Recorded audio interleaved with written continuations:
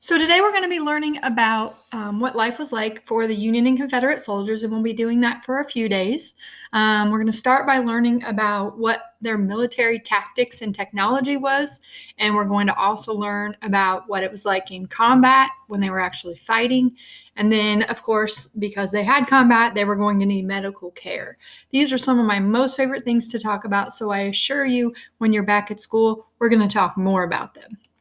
If you look at the reading for military tactics and technology, I want you to be looking for what are the different things that they did, maybe new things that they hadn't used in other wars.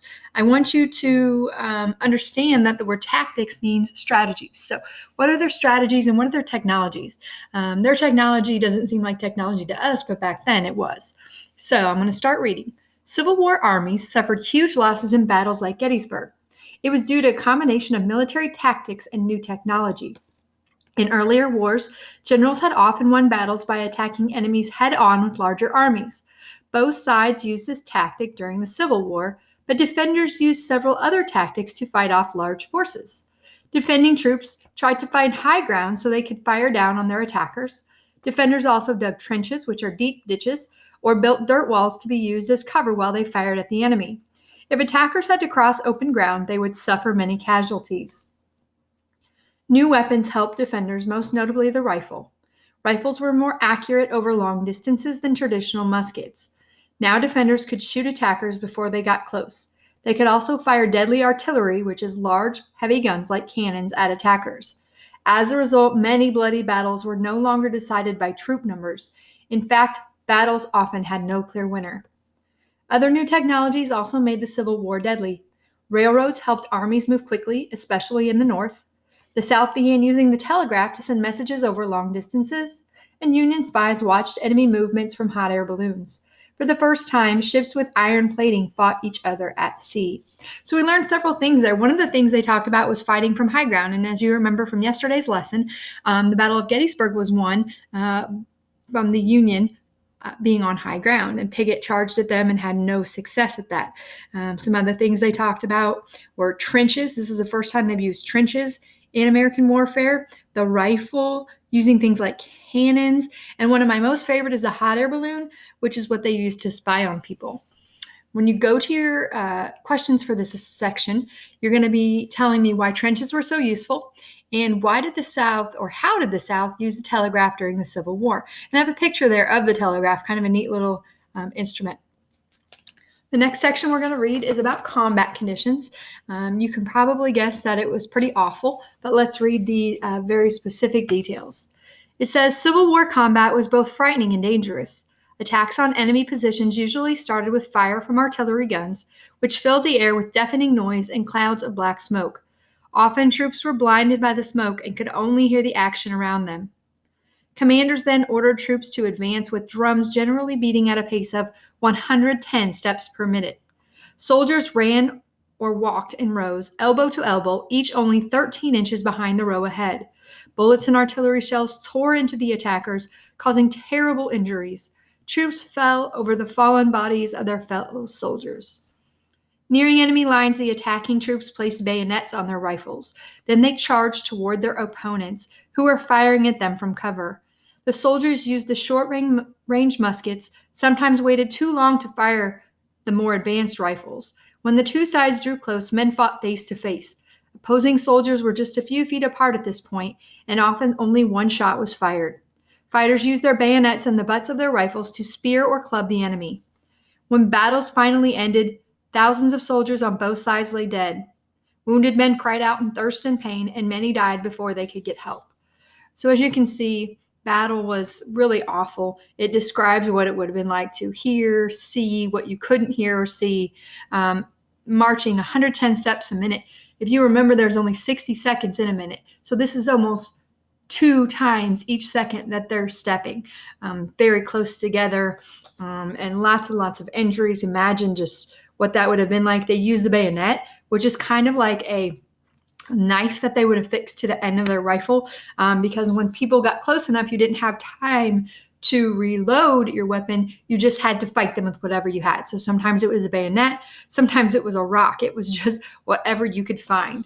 All right.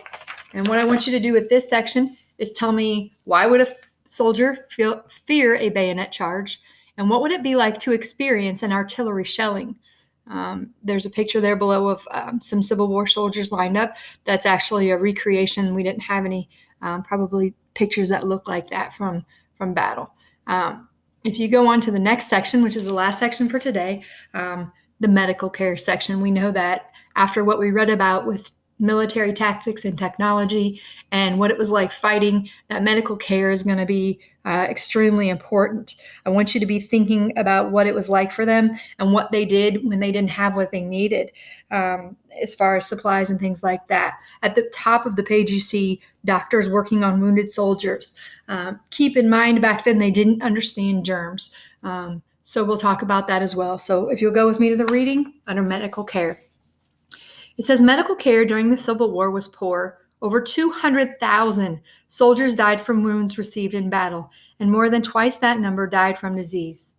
Doctors did not have the skills to heal many of the injured and sick troops. Surgeons knew little about what caused infections and rarely washed their hands or their medical tools. As a result, infections spread from one patient to another. Surgeons also ran out of anesthetics, which are drugs that make patients unconscious during operations. Without anesthetics, many soldiers suffered great pain during life-saving operations. Civil War surgeons, had only simple tools to carry out difficult medical operations. They used bone saws to remove wounded arms and legs before infections could kill the injured men. With razor-sharp knives called scalpels, they cut through flesh. They applied tight bandages called tourniquets to stop bleeding. They set patients' limbs in splints to help keep broken bones from moving. Doctors made their own pills in special pill molds. Often doctors had incorrect medical information and would give soldiers medicines that turned out to be harmful. At times, doctors did not have any basic tools and drugs. Instead, they used tree branches for splints, treated burns with cucumbers, and prescribed a tea made from geranium, a flowering plant, for troops with diarrhea. Because nobody knew about germs, diseases spread quickly in both army camps. Soldiers drank dirty water and threw garbage on the ground. The waste would attract disease-carrying critters like rats and flies. Thousands of women in both the North and the South tried to ease the suffering of sick and wounded soldiers. Clara Barton, who started the American Red Cross, was one of the many women whose courage and kindness won the soldiers' respect. So, as you can see, medical care was not top-notch back then. We know that 620,000 men died in the Civil War, and it says in the reading that over 200,000 of those soldiers died from wounds received in battle, but twice that many. So like 400,000 men died from disease they got.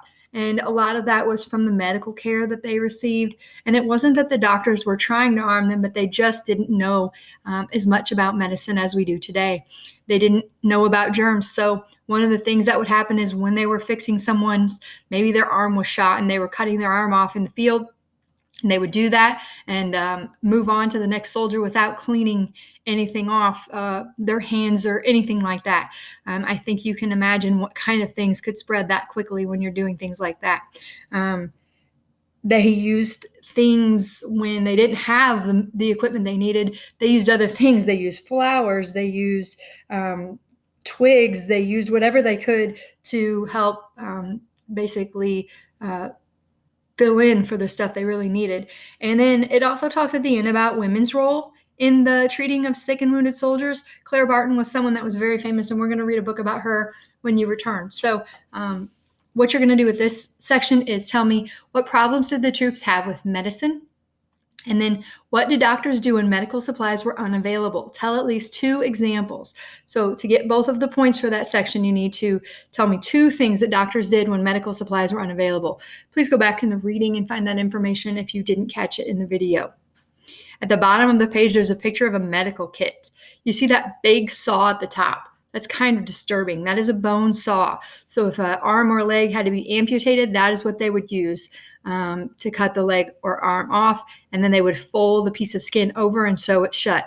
Again, they didn't have a lot of things to keep germs from spreading or infection from happening. And so that was a really risky operation, of course. All right, please let me know if you have any questions on your assignment.